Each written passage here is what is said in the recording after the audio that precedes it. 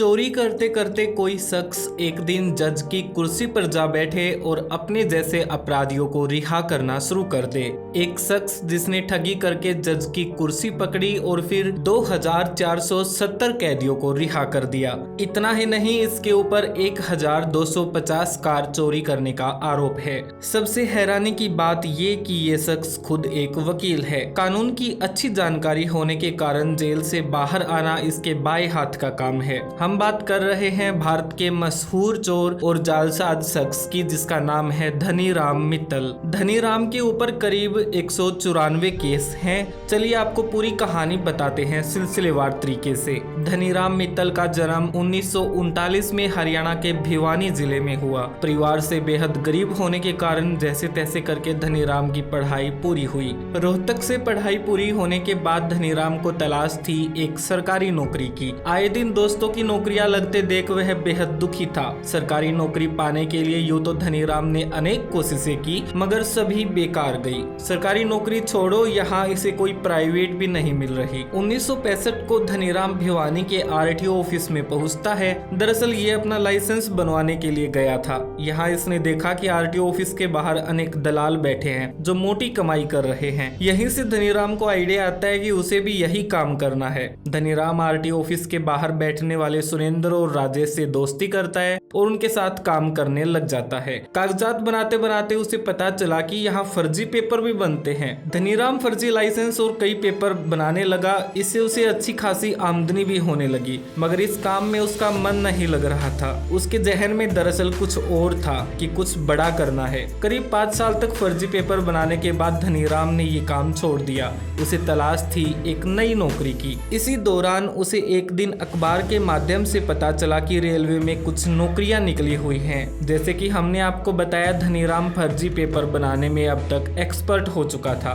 फिर क्या था, धनीराम ने फर्जी कागजात तैयार किए और रेलवे में नौकरी ज्वाइन कर ली। 1970 से 1977 तक इसने स्टेशन मास्टर के तौर पर नौकरी की, लेकिन इसका यहाँ भी मन नहीं लगा। कमाल की बात ये रही कि इन 7 सालों में इसे कोई पकड़ भी नहीं पाया। इसके बाद कुछ दिन दिल्ली में घूमने के दौरान इसे पता लगा कि आए दिन लोगों की गाड़ियां चोरी होती हैं। बस एक बार गाड़ी चोरी की और एक दिन में ही हजारों रुपए। धनीराम ने दिल्ली में गाड़ी चोरी करना शुरू कर दिया। इसी दौरान ये कई बार कार चुराते हुए पकड़ा भी गया। कार चुराता, पकड़ा जाता, जेल जाता, ये सिलसिला लगातार चलता रहता। इसी बीच धनीराम को एक दिन ख्याल आया कि वह गाड़ियों को ज्यादा चुरा सकता है, मगर उन्हें बेचना मुश्किल है। उसे ये भी ख्याल आया कि उसने 4-5 साल आरटीओ ऑफिस में काम भी किया है, क्यों ना वह गाड़ियां चुरा के खुद ही उनकी आरसी बना ले, जिसके कारण गाड़ी पूरी तरह से लीगल भी हो जाएगी और ऐसा करके वह उसे अच्छे दामों में बेच भी पाएगा।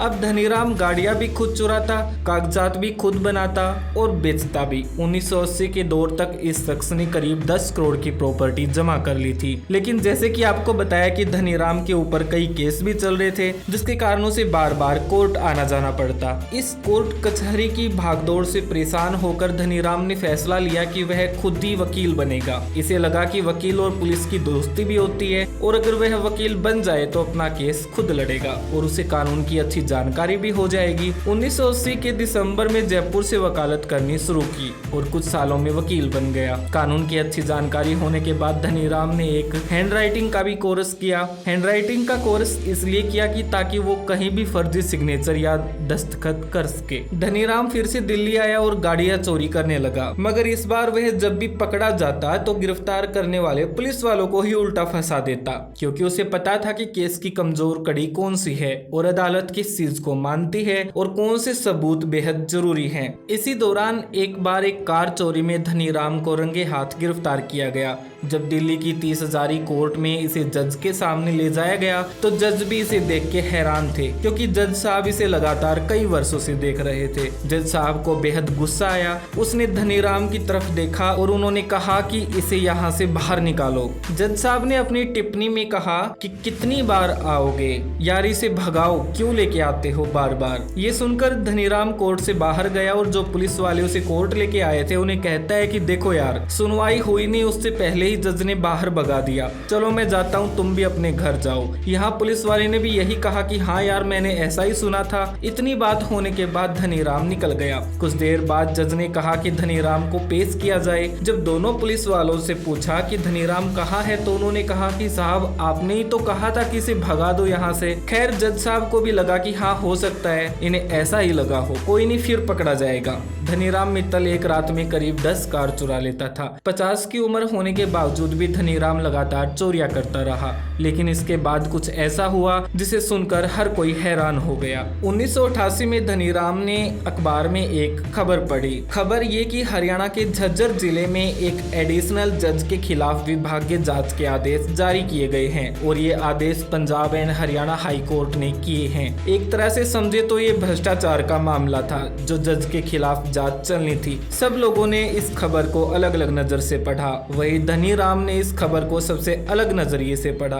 धनीराम झज्जर कोर्ट पहुंचे और गुप्त रूप से जज के बारे में जानकारियां जुटानी शुरू कर दी। इसके बाद धनीराम ने एक लेटर टाइप किया, बकायदा उस पर सरकारी सील लगाई। ये लिफाफा झज्जर कोर्ट के इंचार्ज को भेजा गया था। इस लिफाफे पर पंजाब हरियाणा कोर्ट के रजिस्ट्रार स्टैंप भी लगी थी। इसके साथ ही हाई कोर्ट के जज के दस्तखत भी थे। जब ये letter Jhajjar high court incharge के पास पहुंचा तो उन्होंने इसे पढ़ा। इसमें लिखा था कि जिस जज के खिलाफ विभागीय जांच के आदेश जारी हुए हैं, जब तक जांच चलेगी और जांच रिपोर्ट सामने नहीं आती तब तक 60 दिन की छुट्टी पर भेजा जाए। ये पहला लेटर जब झज्जर कोर्ट इंचार्ज ने पढ़ा तो इसे जज को भेजा। यहाँ जज ने लेटर पढ़ा और सोचा कि चलो 2 महीने की छुट्टी हो गई, घर चलते हैं। जज साहब ने बैग पैक किया और निकल दिए। इस लेटर के दूसरे दिन एक और लेटर आता है Punjab and Haryana high court के नाम से। ये लेटर भी पहले वाले लेटर की तरह सील बंद और मोहर और सिग्नेचर के साथ था। इसमें लिखा होता है कि जिस जज को 2 महीने के लिए छुट्टी पर भेजा गया है, इसलिए हम नहीं चाहते कि कोर्ट की कोई भी कार्रवाई ठप हो। इसको मद्देनजर देखते हुए एक नए जज को अपॉइंट करना चाहते हैं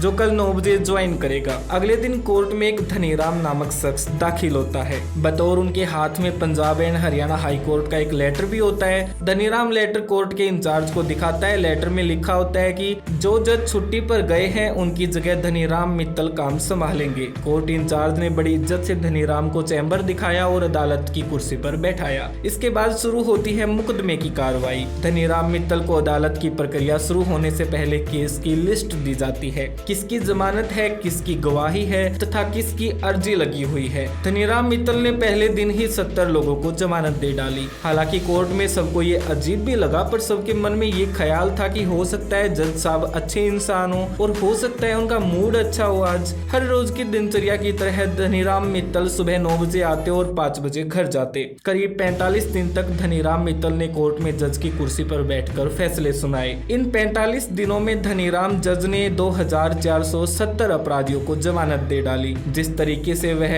धड़ाधड़ जमानत दे रहा था तो पुलिस वालों को भी थोड़ा शक हुआ, मगर अब कर भी क्या सकते हैं। इस शक की खबर एक दिन धनीराम के कानों तक पहुंच गई। उसे पता चला कि लोग उसके फैसले और अपराधियों को जमानत देने के अंदाज से खुश नहीं है, बल्कि सब उस पर शक करने लगे हैं। 40वें दिन धनीराम कोर्ट नहीं आया। कोर्ट इंचार्ज ने सोचा कि हो सकता है कुछ जरूरी काम हो, मगर 47वें दिन भी धनीराम कोर्ट नहीं आया। जब झज्जर कोर्ट इंचार्ज को पता चला तो उसने हाई कोर्ट में पता करवाया कि जो जज साहब आपने भेजे हैं उनका कोई अता पता नहीं चल रहा, वो कहाँ चले गए। इस पे हाई कोर्ट ने जो कहा वह सुनकर झज्जर कोर्ट इंचार्ज के पैरों तले जमीन निकल गई। हाई कोर्ट से बताया गया कि हमने तो किसी भी जज को नहीं भेजा है। देखते ही देखते ये बात अखबारों में छप गई। दिल्ली में हरियाणा पुलिस के कई लोग काम करते हैं। जब उन्होंने धनीराम की फोटो देखी तो उन्होंने बताया कि ये तो एक चोर है। कुछ दिन बाद दिल्ली पुलिस ने कार चोरी में धनीराम को गिरफ्तार किया। बताया जाता है करीब 800 लोगों ने अपराध सिर्फ इसलिए किए क्योंकि उन्हें जेल में धनीराम से मिलना था। लोगों में, पुलिस वालों में और वकीलों में धनीराम को लेकर इस कदर दीवानगी थी कि बस उसे एक बार मिलना चाहते थे। आखिरी बार धनीराम को 2015 में गिरफ्तार किया गया। फिलहाल धनीराम की उम्र 85 साल है और उनकी उम्र का हवाला देकर उन्हें जमानत दे दी गई है। अभी की बात करें तो धनीराम मित्तल दिल्ली में है और अपनी जिंदगी सकुशल जी रहे हैं। ऐसी ही और कहानियां सुनने के लिए हमारे साथ बने रहें ताकि हम आपके लिए ऐसी दिलचस्प और रहस्यमयी कहानियां लेकर आते रहें। फिर मिलते हैं न्यू केस के साथ। तब तक के लिए अपनों का और खुद का ध्यान रखिए। मुझे अब जाना होगा। बाय।